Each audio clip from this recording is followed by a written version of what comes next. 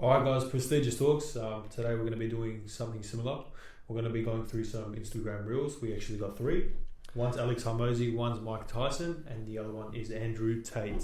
And we're going to comment on it, what we have to comment on, and see how it's helped us in our lives as well. Yeah, so I think these sort of episodes are probably a lot better, just because we get to hear it from someone that inspires us, and then we can reflect it upon you guys, and hopefully maybe you guys can start listening to it as well, listening to the people in their podcasts that they have, because it really does help in the day-to-day activities, and just the growth of the mindset as well. So the first reel that we have here is from Mike Tyson, and he's talking about doubt. Let's have a look. No doubt. Doubt should be eliminated. You should be a doubt annihilator. You should be an annihilator of doubt. If you kill people in the ring, you should kill doubt in your mind and in your soul and your heart. Kill it. It's dead. Fight it every day because it's going to be hard. It's not going anywhere. You're going to try to throw as many negative thoughts at you as possible. And you got to throw as many and triple the positive thoughts. Whatever it throw 3 of them, you throw 16 back at them. How much you love yourself and how great you are. And how you love God for your hands and your feet and your legs and your skin and your movements and everything. Thank you, your gratitude. Your blessings triple when you have gratitude. In that clip, Mike Tyson was saying to eliminate doubting yourself. Because when you doubt yourself, you make your powers less and you think more than action. And over time, what you're doing to yourself is you're empowering yourself. So, for example, if you want to jump off the cliff in the water, if without you doubting yourself if I can do it or not, you straight go jump. You're not thinking that much. You're straight doing the action. Right, you're going to do it much more quicker, because if you start doubting yourself, you're thinking so many times, you're like, what if this happened? What if that happened? What if this happened? You just start putting everything everywhere, and you're just confusing yourself out, and you feel scared. You got to just remove that doubt. You should never doubt yourself. Even if it comes down to business, if you doubt yourself, let's say, be like, am I good enough for this? You're doubting yourself. No, you should actually say to yourself that I'm best at this. Even if I'm not the best, I will be the best, and it's going to take a lot out of me, but I'll become better. That's not doubting yourself. That's like self-talk to yourself. Like, even personally, if someone is not, even like in personal life, if someone's not loving you enough, you shouldn't doubt yourself that, maybe I'm not lovable. You should say, I love myself and I'm lovable. Maybe that person is wrong. Yeah, so it's like doubt and procrastination, they're the same thing. They share something similar, and that something similar is a way of talking yourself out of doing something, or giving yourself reasoning to why not to do something. That's how they are so much in common. And I saw this other video where this person experimented, and with his students as well, and his mentality was do it now. Yeah. It's something I shared on my Instagram story. On TikTok as well, you shared it actually. And basically what he says is do it now. Like, he doesn't give himself a chance to have a reasoning, or not so much a reasoning, but more so a chance to talk himself out of it through doubt or procrastination. He just eliminates that completely. For example, when you see the dishes or something like that, instead of thinking, fuck, I'll do it later, or fuck, I'm a bit tired, I'm going to go, just do it now. Get it done. That's just a little example, but it can go in business-wise, and go any sort of way. Going to the gym, business, Agree. whatever, walking the dog, anything. Question for you will be, have you ever noticed that when you've doubted yourself, you've just put yourself away from doing what you wanted to do? Most likely it's happened to you. And when that happens, how have you dealt with it? How would you deal with it actually? If you doubt yourself, how would you deal with it so you actually get it done and you just put that doubt away? Yeah, so I'm not going to let that doubt get to me. I'm going to jump on it straight away and not let that get into me. That's it. So we're going to move on to our next clip from Alex Hormozi, and let's play that now. One of my most powerful motivational frames is thinking about the person that I want to become as the destination, and thinking like, I want to be bulletproof. I want to be bulletproof in these ways. I want to be bulletproof in my marriage. I want to be bulletproof in my business, etc. And I think about that man, whoever I want him to be. Like we said, hell is when you look at who you could have been. and realize that you're not that person. And then I think, if I were to make that man, what would I put that man through to make him who he is? So you can see Alex Hormozi points out one of the most powerful things he does is he envisions the person that he wishes to become, and thinks of what sort of hardship that he will put that person through. And the fact that, you know, that can be a motivating thing, can even be towards something that I've done in the past as well, where, you know, I've had really stressful times and things like that, but at the end of the day, at the back of my mind, all I think about is the character that it's building on the way. So, you know, 10 years from now, I can look back at what I've done and the progress I've gone through, and I can, you know, say it wasn't easy. Because if everything was easy, let me ask you something, Millard. Yeah. If you knew your future, would it still excite you? If you knew that you were going to get somewhere, 100%, would that excite you? No. Why wouldn't it excite you? Boy, wouldn't fucking excite me. Why would it excite me? Huh? Why wouldn't it excite? Why would it excite me? Because I already know that I'm gonna get there. Then what's the fun in it? What's the fun in it? And another thing is as well, yeah. Let's say, even in life, yeah. Sometimes what happens is to some people, they're like in the peak of their life. They get up there so fast that they haven't even gone through those old hardship and those lessons they need to learn, yeah. They're straight gotten up. You know what happens is, over time, they're not going to stay there. They're going to drop. Because you know there's a saying from this guy I've heard actually. It's a bodybuilder. He's in Fast and Furious as well. The bald guy, what's his name? Vin Diesel. No, not the other one. The big one. Rock. Dwayne Johnson. Dwayne Johnson. Even he says, yeah. Success is like renting. You will go for it, work for it every day, and you pay the rent every single day. If not, you're not going to be successful. Because, bro, you got to work for it every day, and that's what it is. Like when you pick up and you get up there, and you don't deserve it, and you don't have the skills to stay up there, you will drop. Going back to what I said as well, asking you the question of, would it excite you if you knew exactly where you were going, and you said no? I'll give you an example. It's like, you know how you're talking about the hardship that someone goes through, which actually, you know, not just even the hardship, even like the lessons and everything. Imagine what you see on the way. Imagine being some fucking prince in Dubai and you're born into billions of dollars. What sort of value would you get out of that? When you get a Lamborghini, when you get a fucking Ferrari, when you get a Bentley, when you get a Rolls Royce, what sort of value do you have with that? You won't feel happy because it's you so much easier for you now. You don't feel the value in anything. And that's what I was actually talking about with Eric too. People that are born into money wouldn't feel the same sort of value they would if they started from the bottom and they worked their way up.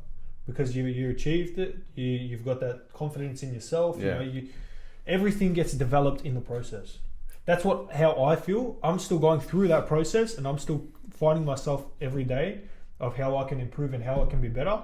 And when shit gets fucking hard, I still say to myself, like, I know this is actually what's motivating me, because I know that, you know, on the other side of this outcome is going to be obviously success and you know, it's building that. Let me tell you one thing, yeah, that you're exactly right about that as well. Let me tell you something. What comes easy goes easy as well. For, like you said, the kids that are born into money, and especially that, like, let's say if the parents are like, whatever they ask for, they get it. Over time, yeah, the parents have worked hard for it. Even like, there was a saying from Bill Gates, Bill Gates goes for a dinner with the son, and Bill Gates gives $50 tip, but the son gives like, over, I don't know, from maybe let's say $1,000 tip. And everyone asks him, like, Bill Gates, you're much more richer than your son. Why are you giving $50 and your son's giving $1,000 tip? Because Bill Gates goes, I know the value of the money. I've worked hard for this, and he's born into money. And over time with this kind of people, they don't know the value of the money, or the value of anything. Could be like even in your personal life. You lose that thing. For example, let's go on to, from business we go to relationships. Yeah, let's say you have a really good partner, understanding, supporting, loving, and you don't know the value of that person. That person's not going to last in your life so long as well. It's the same thing with business as well. Like when you don't know the value of the business anymore, that you've worked so hard and you've picked up so quickly, you will lose it, because you don't know the value of it. Like everyone else is so working so hard to get to the position you are, and you've just got it for free, or you've just got it from your parents or whatsoever. You just got lucky, you got it. And have you heard about the generations that, so I'll give you an example. Tough times create strong men.